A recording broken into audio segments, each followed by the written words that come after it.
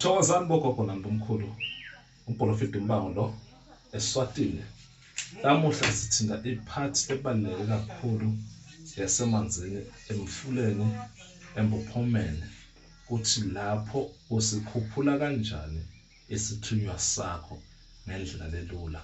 Uthola le mpande le, uyisokhe uphalaze ngayo, bese ngakusasa uyahamba uyothola nangu umpunzana lohambisana nani nempophoma. Uyakuhlanganisa ngokungu-2 lokhu, uhambe uyogcibela isiko lasemfuleni, uyokhulumisa sithunywa ngale ndlela le ekudingakala ukuthi usikhulumise ngayo.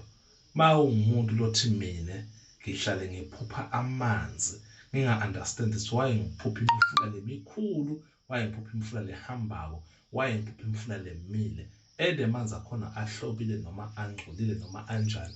Thola lamakhambi lawa omabili, impophoma nompunzana, ukuhlanganise kokubili. Lento le ikhulumisa simo sesithunywa, simo sento yasemanzini. Hamba nalento ke lena-ke uyokhulumisa simo sasemanzini phezu kwemfula, ukhulume lokho lokukhulumako, ukuhle ugeze ngako. Either uyangena phakathi noma uma ngaphandle, kuyafana, kuyakwazi ukuthwebula simo sento lephakathi emanzini lekhona kuwe, iqubuke, iphakame, ikhulume ngaleyo ndlela, uphile. Emva kwalapho lolu hlobo lwamaphupho akho azoshintsha.